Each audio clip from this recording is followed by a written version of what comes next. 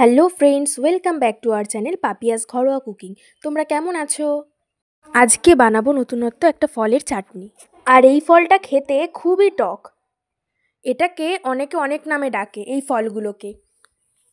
কেউ কেউ বলে চুকাই, কেউ কেউ বলে মেস্তা, আবার কেউ বলে রোজেলা, অনেকে আবার বলে টক ফল। তো আমরা এটাকে টক শাকের ফল বলেই চিনি। তো আজকে আমাদের রেসিপি হলো টক শাক ফলের চাটনি। তো চলো দেখে নেওয়া যাক কিভাবে আমরা এই চাটনিটি তৈরি করব।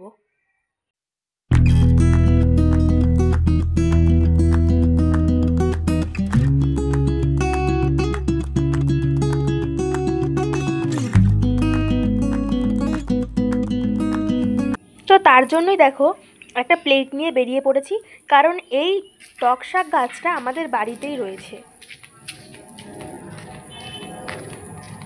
আর এই দেখো টক শাক গাছটা, এখানে অনেকগুলো ফল হয়েছে, কি সুন্দর লাগছে দেখো দেখতে। আর গাছটা দেখো কত বড় হয়েছে।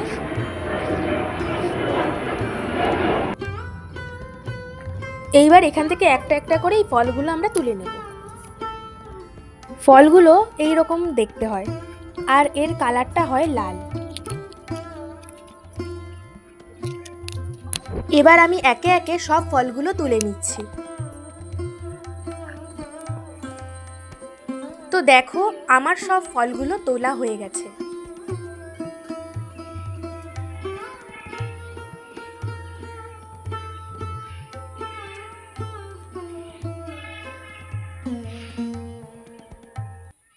এবার এই ফলগুলোকে ভালো করে ধুয়ে নিতে হবে।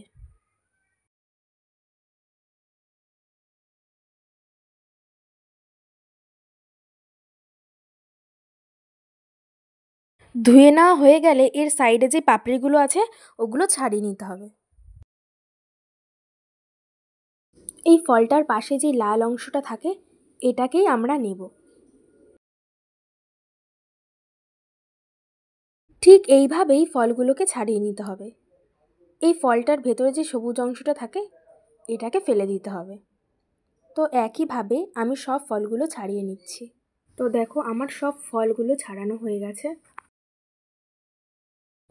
এবার চাটনিটা তৈরি করার জন্য একটা কড়াইতে দিয়ে দিতে হবে সর্ষের তেল।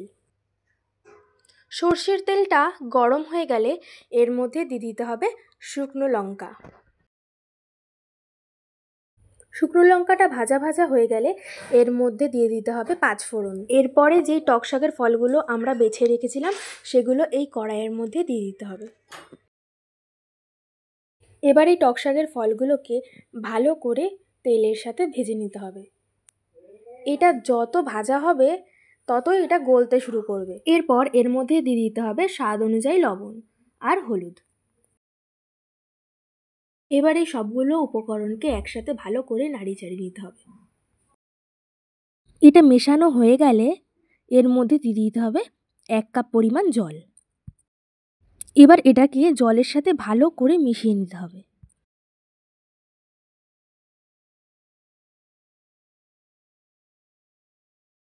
এবার এর মধ্যে দিয়ে দিতে হবে পরিমাণ মতো চিনি। এখানে তোমরা তোমাদের স্বাদ অনুযায়ী চিনিটা দিয়ে নেবে।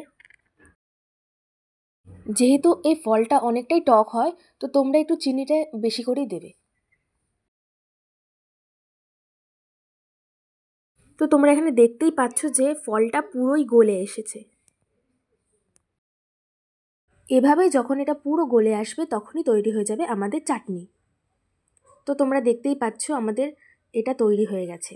এটাকে কিছুক্ষণ ফুটিয়ে নিলেই তৈরি হয়ে যাবে আমাদের টক শাক ফলের চাটনি। তো দেখো এখানে চাটনিটা তৈরি হয়ে গেছে। এবার একটা পাত্রের মধ্যে নামিয়ে নেব। ভিডিওটা কেমন লাগলো অবশ্যই কমেন্ট করে জানাবে। আর ভিডিওটা ভালো লাগলে অবশ্যই লাইক, কমেন্ট এবং সাবস্ক্রাইব করে দেবে। আজকের জন্য এই পর্যন্তই। দেখা হবে অন্য একটা ভিডিওতে। ধন্যবাদ।